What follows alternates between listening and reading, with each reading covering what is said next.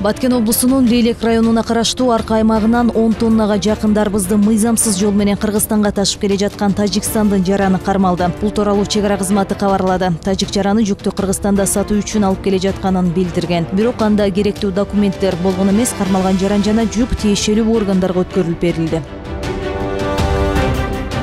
Башкы прокуратура УКМКнын коррупцияга каршы күрөш кызматынын материалдарынын негизинде Бостер айыл аймагында жайгашкан ипподром менен дене тарбия комплексинин курулушуна байланыштуу кылмыш ишин козгоду. Башкы көзөмөлүү органынын маалыматына караганда кылмыш иши Кылмыш жаза кодексинин 304-беренеси, кызмат абалынан кыянаттык менен пайдалануу 306-беренеси, мамлекеттик сатып алууну өлкөнүн кызыкчылыгына каршы жүргүзүү жана 171-беренеси ишенип тапшырылган мүлктү ээлеп алуу боюнча козголду. Маалыматта айтылгандай, көчмөндөр оюндарын өткөрүш үчүн болуп жаткан мекемелердин курулушуна Финансы министрлигинен 1 миллиард 584 миллион сом которулган. Эсеп палатасынын текшерүүлөрү мамлекетке 202 миллион 814 миң сом зыян келтиргенин аныктады. Тергөө иштерин улантуу УКМКнын тиешелүү кызматына тапшырылды. Өкмөт өкүлдөрү Иштанбердикенин иштетүүгө каршы чыккан жергиликтүү тургундар менен жолугушту. Өкмөт өкүлдөрүнүн катарында Өнөр жай энергетика жана жер казынасын пайдалануу боюнча мамлекеттик комитеттин төрагасы Улан Рыскулов, өкмөттүн Жалал Абад облусундагы өкүлү Кыянбек Сатыбалдиев, ички иштер министринин орун басары Курсан Асанов жана башкалар бар. Жалал Абад облусундагы Ала Бука Чаткал жолундагы Иштанбердикенин иштетүүгө каршы жергиликтүү 300дөй тургун 12-июнда митингге чыккан. Иштанберди алтын кенин кытайлык инвесторлорго таандык Full Gold Mining иштетет жана анда 600дөй адам эмгектенет. Жашоочулар кен мыйзамсыз иштеп жатканын белгилеп, экологиялык зыяндарын текшерүүнү жана элге компенсация төлөп берүүнү, зыяндуу заттарды колдонууга тыюу салууну, калдыктарды башка жакка чыгарууну талап кылып жатышат.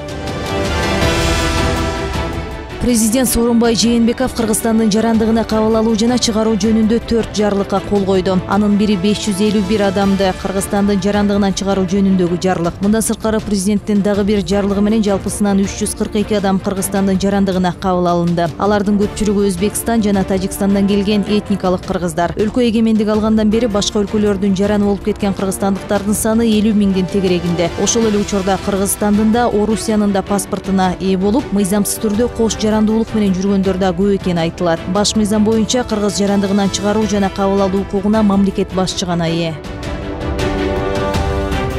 Биринчи вице-премьер Кубатбек Боронов Жогорку Кеңештеги өкмөттүк саат учурунда азыр Бишкек шаарында коопсуз шаар долбоору кайсы стадияда экенин жана сынамык үчүн коюлган камералар кандай иштеп жатканы тууралуу маалымат берди. Ал Бишкек шаарынын жолдоруна камераларды коюу боюнча аракеттер жүрүп жатканын айтып, учурда Бишкек шаарында сынамык үчүн 4 камера коюлганын белгиледи. Инфоком мамлекеттик ишканасынын директорунун орун басары Кубанычбек Саадамбеков ошол 4 камерадан мыйзам бузуулар автоматташтырылган системага түшүп жатканын маалымдады. Ал камерага мыйзам бузган унаанын номери, эреже бузган убактысы жазылып, алардын бардыгын иликтеп анализдөөгө мүмкүнчүлүк бар экенин белгиледи. Андан сырткары системада мамлекеттик номер аркылуу издөө салып, ал номер автоматташтырылган системага канча жолу түшкөнүн да билүүгө болорун депутаттарга көрсөтүп берди. 12-июнда конституциялык мыйзамдар, мамлекеттик түзүлүш, сот укуктук маселелер жана Жогорку Кеңештин регламенти боюнча комитети өкмөттүн 2017-жылы жасаган иштери тууралуу отчетун укту. Премьер-министр Мухаммедкалый Абылгазиев баяндама жасап, социалдык экономикалык көрсөткүчтөргө, укук тартиби жана коопсуздук жаатындагы иштерге токтолду. 2017-жылы өкмөттү азыркы президент Сооронбай Жээнбеков жана коррупцияга тиешеси бар деп камалган Сапар Исаков башкарган. Исаковдун өкмөтүнө парламент ишенбестик көрсөтүп, быйыл апрелде кеткен. Андыктан Абылгазиевдин баяндамасын кабыл алуу же албоо маселеси эки анча ойду жаратты. Маселе 14-июндагы жалпы жыйында каралат. Абылгазиев баштаган өкмөттүн курамы быйыл 20-апрелде ишке киришкен. Жогорку Кеңештин депутаты Кыргызстан фракциясынын мүчөсү Нурланбек Кыдыкеев көз жумду. Ал 12-июнга караган түнү Стамбулдагы ооруканада инфаркттан улам жашоо менен кош айтышты. Маалыматты парламенттин басма сөз кызматы ырастады. Нурланбек Кыдыкеев буга чейин Макиев деген фамилияны алып жүрүп, жакында алмаштырган. Ал экономикалык жана фискалдык саясат комитетинин мүчөсү болгон.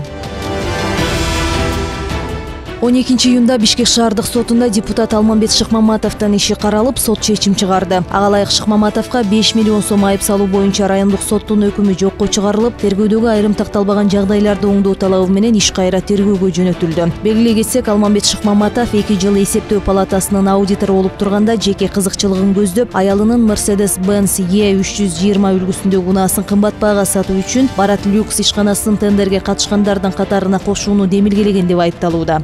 экинчи инстанциядагы сот иши 1-май райондук сотунда каралып, 19 декабрда Шыкмаматовго, эсептөө палатасынын мурдагы аудитору Жусуп Иманалиевге жана Германиянын Кыргызстанда жашаган жараны Али Юкселге өкүм чыгарылган. Соттун чечимине ылайык Шыкмаматов 5 миллион сом айыпка жыгылган. Иманалиев 10 жыл 6 айга күчөтүлгөн тартипте эркинен ажыратылып, мүлкү конфискацияланып, эркиндикке чыккандан кийин 3 жыл мамлекеттик жана муниципалдык кызматта иштебейт. Ал эми алар менен бирге айыпталып жаткан Юксел жазадан бошотулган. Шыкмаматов соттун мындай чечимине каршы экенин билдирип, Бишкек шаардык сотуна кайрылган.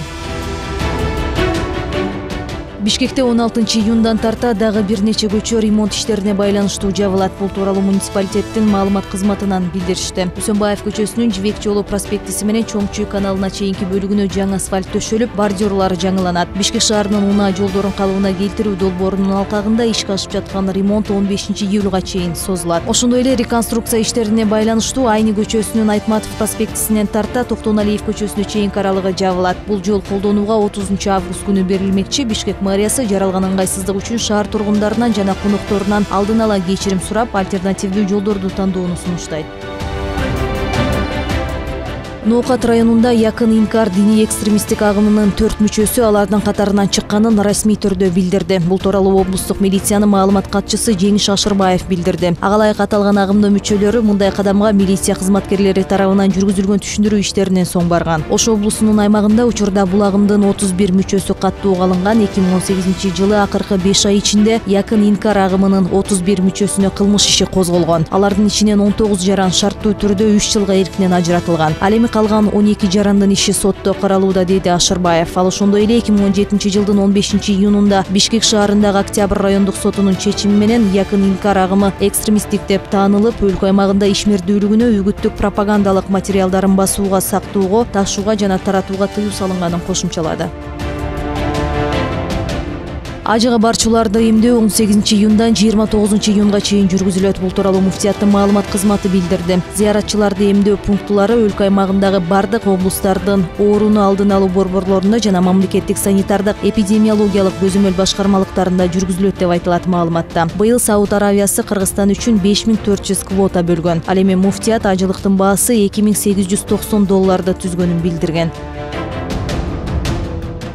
Бишкекте Айым Номад деген аталышта жаштар форуму өтөт. 22 июнга белгиленген иш-чара быйыл күзүндө өткөрүлө турган 3-чү дүйнөлүк көчмөндөр оюндарын колдоо максатында уюштурулууда. Ага шоу-бизнестин 50дөн ашуун өкүлдөрү, социалдык тармактардын жылдыздары жана 500дөй конок катышат. Борбор Азиядагы Америка университетинде өтө турган форумду дүйнөлүк көчмөндөр оюндарынын катчылыгы уюштурууда. 3-чү дүйнөлүк көчмөндөр оюндары үстүбүздөгү жылы 2-8 сентябрда Ысык көл калаасында өтөт. 80 мамлекеттен келе турган 3000дей спортчу элдик спорттун 36 төрүнөн таймашка чыгаары кабарланган. Мелдештерди чагылдырууга 50 мамлекеттен 500дөй журналист келүү ниетин билдирген. Бул эл аралык оюндардын ирегесинде эл аралык туруктуу Алтай таануу жыйынынын 61-отуруму Бишкекте жана Чолпон Атада өткөрүлмөкчү. Бул Кадырбарктуу чыгыш таануу шеринесинин башкы темасы да борбордук жана ички Азиядагы көчмөндөрдүн элдик оюндарынын келип чыгышы, өнүгүшү жана сакталышы, азыркы салттары тууралуу болмокчу.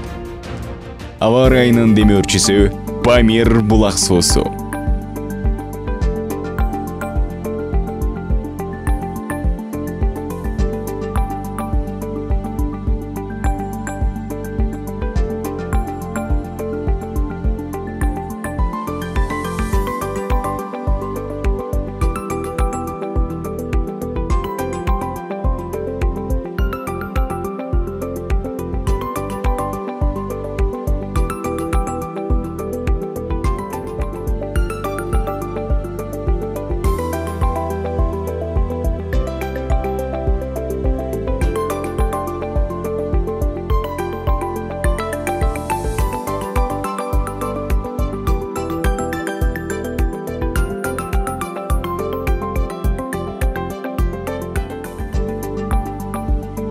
Аба ырайынын демөөрчүсү Памир булак суусу.